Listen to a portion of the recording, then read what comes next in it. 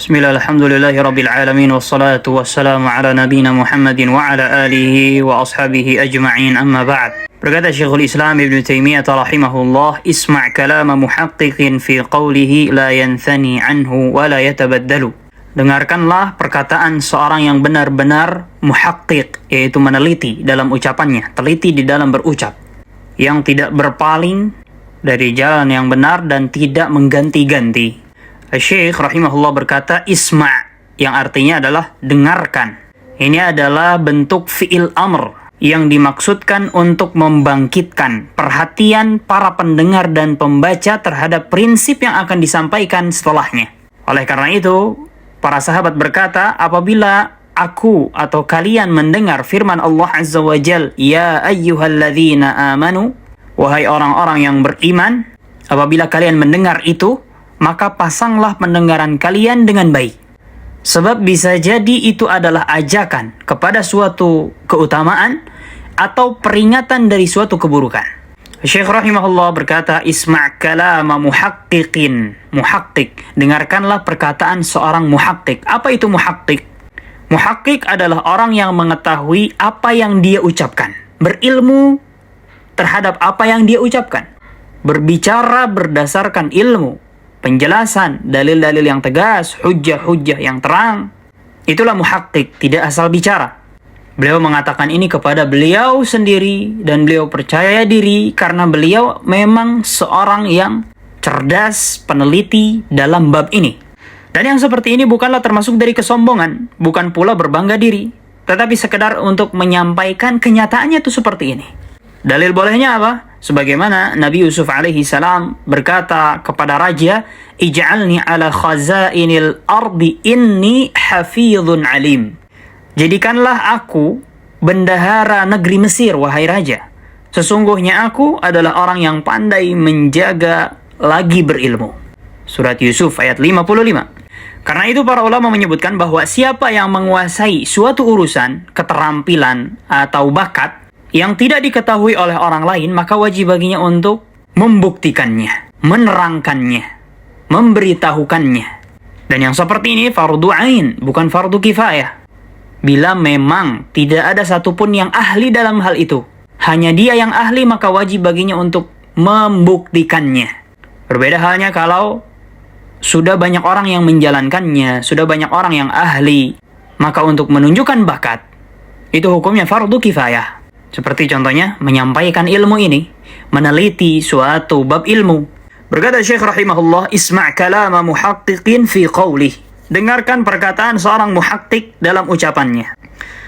Maksud ucapan di sini adalah akidah yang diyakini oleh beliau.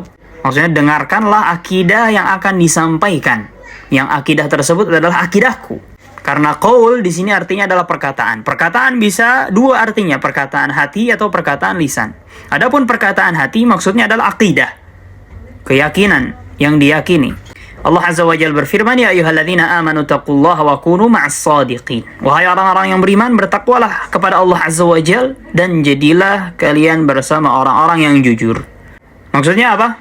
Teguhlah kalian bersama para salafus saleh yang memiliki akidah yang lurus, memiliki manhaj yang benar.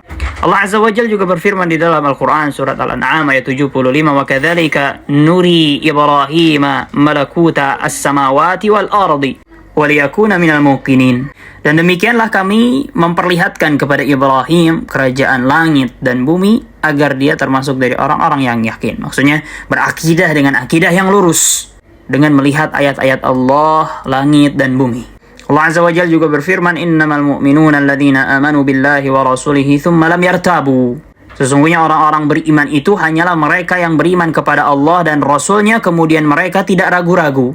Surat Al-Hujurat ayat 15. Maksudnya adalah akidah itu harus yakin, tidak boleh ada keraguan-raguan sedikit pun di dalamnya. Inilah yang dimaksud dengan perkataan hati, yaitu kejujuran yang ada di dalam hati dan keyakinan, begitu pula akidah. Itu namanya perkataan hati. Adapun perkataan lisan, sebagaimana yang kita tahu, seperti mengucapkan dua kalimat syahadat atau membaca Al-Quran atau berzikir kepada Allah Azza wa Jalla. Berkata Syekh rahimahullahu ta'ala, isma' kalama muhaqqiqin fi qawlih. Maksudnya adalah, dengarkan, wahai anda, terhadap perkataan saya seorang muhakkik dan juga akidah saya. Maka di sini Asy-Syaikh rahimahullahu taala akan menetapkan akidah yang benar yang diambil dari Al-Qur'an dan juga petunjuk Nabi sallallahu alaihi wasallam. La yanthani anhu wa la yatabaddalu. Yang mana akidah tersebut tidak berpaling dari jalan yang benar dan juga tidak akan berubah-ubah, tidak ada keraguan-raguan. Maka di sini terdapat isyarat hendaknya kita memohon kepada Allah Azza wa Jalla ats-tsabat, keteguhan di atas manhaj yang hak, di atas akidah yang benar. Allahumma tsabbitna bil qawli tsabiti fil hayati dunya wa fil akhirah. Wahai Allah, tetapkanlah kami, teguhkanlah kami dengan ucapan yang teguh, dengan akidah yang sahih, dengan manhaj yang kuat, baik di dunia ataupun di akhirat.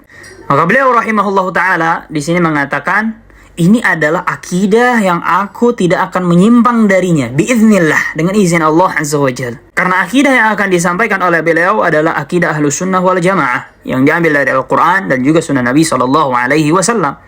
Yang mana akidah tersebut tidak mungkin dimasuki kecacatan, kekurangan dan juga keraguan-raguan dalam keadaan apapun. Maka hendaknya bagi kita untuk teguh ats-tsabat di atas al-haq. Bagaimana doa Nabi SAW, Allahumma inna nas'aluka ats-tsabata fil amr wal azimata 'ala ar-rusyd.